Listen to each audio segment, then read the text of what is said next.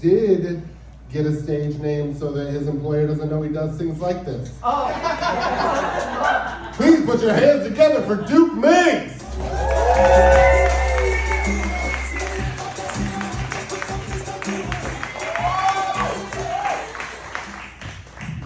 Whenever I gotta do some shit like this, I always have to piss, and like I'm never confident that I got it all out.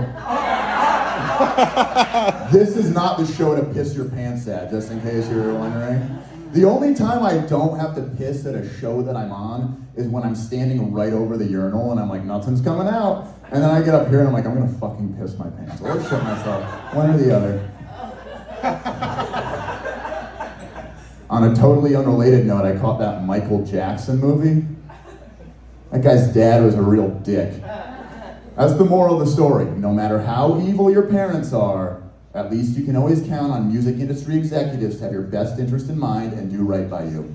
That's literally the moral of the story. You know, his dad was a dick because he wouldn't let him play with other kids growing up. He made him work all day.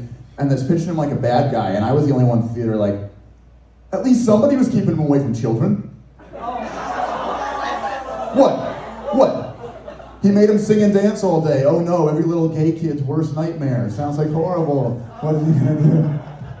People say he was an asshole, he was abusing kids because his dad abused him as a kid. And I was like, well, that's fair. But you know who else was abused as a kid and never abused another child as a result?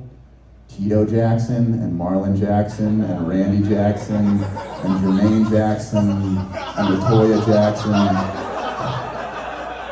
And what's the hot one's name? No, fuck you, Randy Jackson.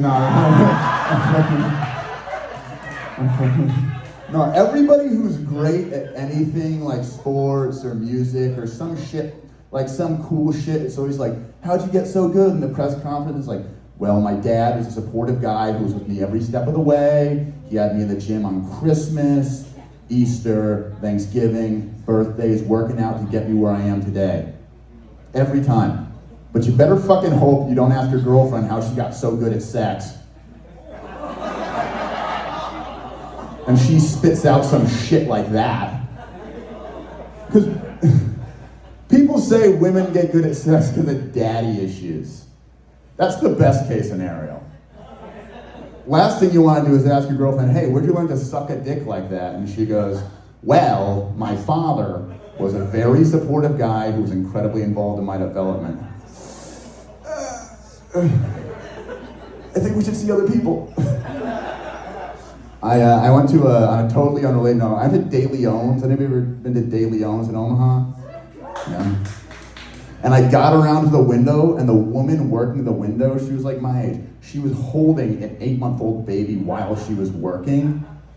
I know because I asked how old it was. And but this was the type of posture where you could tell like it wasn't like, oh, I'll pick you up real quick. This was the whole shift type of thing. I thought that was kind of overkill because it already said tacos on the sign. I didn't need any additional convincing this place was being ran by Mexicans. Hey, fuck you, that's fine.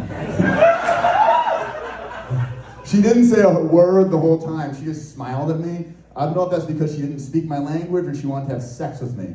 But I smiled back at her for both of those reasons, so. But the crazy thing is, she left the window to get my food, and by the time she came back, she was already 9 months pregnant with another one. I was like, when?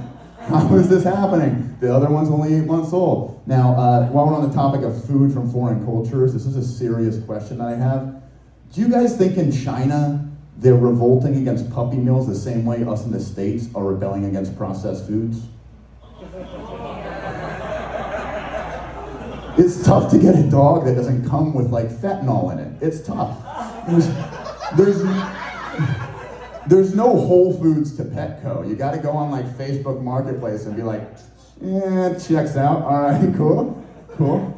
I went to the Whole Foods and there's a can of tuna that said dolphin free. And I was like, that sounds like a way worse bang for my buck. Is the one with dolphin an option? Can I get that at Walmart? I'll go. What are we doing? It's one of those things. I'm like a big eater. I do this one sandwich, I call it bad breath. It's like white bread with jalapenos, onions, spicy mayo, turkey, salt and pepper. So where you guys are standing is usually how far away people stand from me when I'm talking, regardless of whether or not I'm holding a microphone. So it's cool, it's cool. We're doing this thing. I've been chilling out my drinking recently, because like everybody has a drunk side effect, right? We all got one, but I get like the worst one, because my friends go, oh, cool ones, like driving on the wrong side of the road or punching police officers or some cool shit, some shit that girls think is hot. I got the worst one. All I get is the hiccups and asking hot girls stupid questions. I'll be fucking blacked out at 2 a.m., walk up to the hottest girl in the bar and be like, excuse me, excuse me, excuse me, excuse me, excuse me. Have you had that belly button ring since you were born?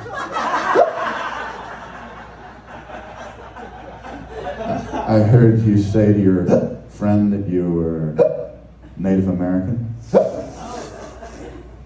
What's it like to be from there?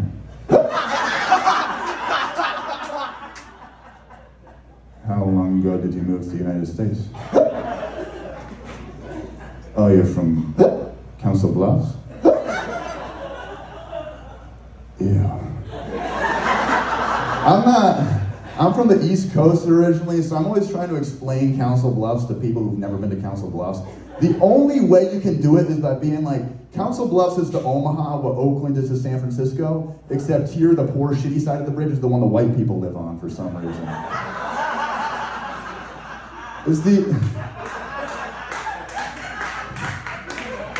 It's the only place in America where they will draw your blood for an HIV test and then let you take the needle home with you. 1 second you're in Omaha and everything's cool, then you drive across the bridge, suddenly you're in a place where aluminum cans are a form of currency. One day some homeless guy came up to me on a bike with a giant trash bag full of aluminum cans, or as they call it over there, his wallet, and he asked me for $1. So I gave it to him. I didn't hand it to him, I threw it on the fucking ground. What do you think?